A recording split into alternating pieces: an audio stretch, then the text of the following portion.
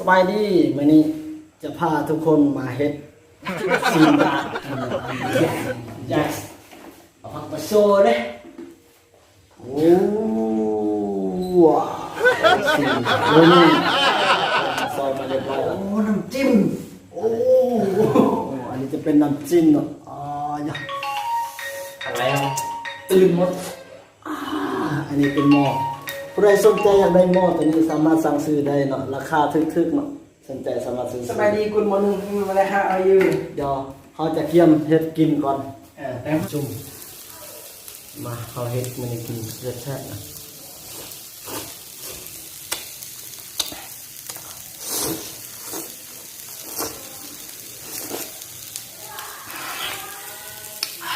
อย่าไปเบิ่งหั่นเลย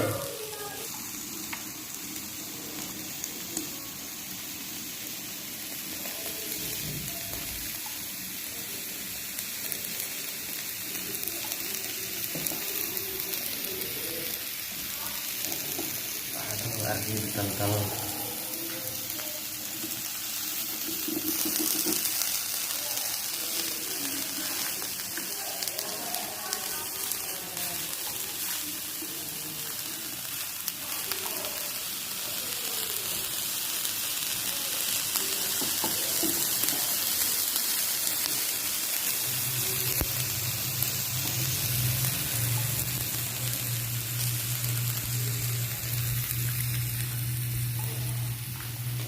นุ่น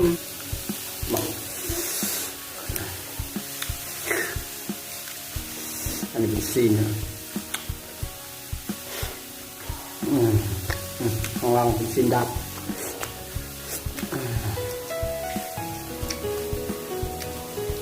มันเป็นเห็ดพี่น้อง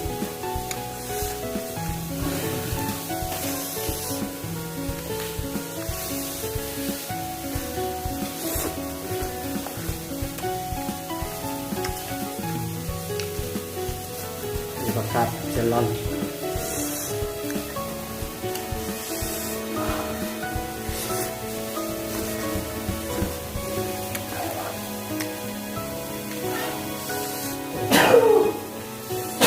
แซ่บๆเนาะคือขยาวกันมาด้วย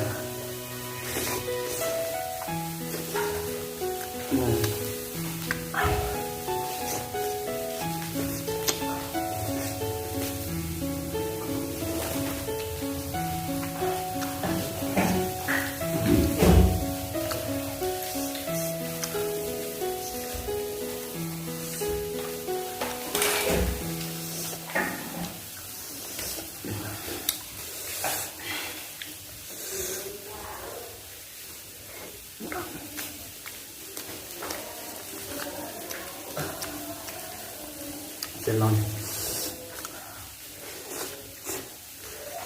อันอยู่ว่ามีเสีย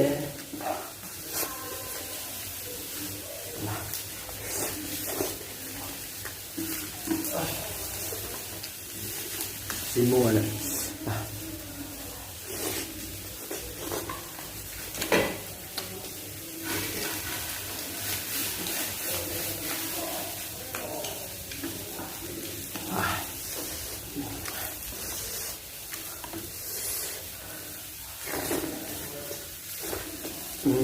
มันเพิ่มอย่างสักนิด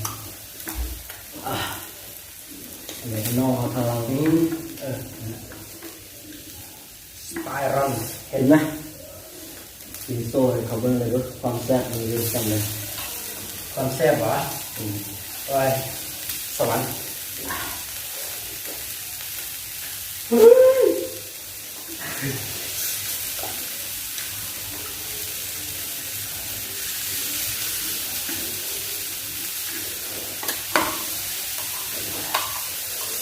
สำหรับคลิปนี้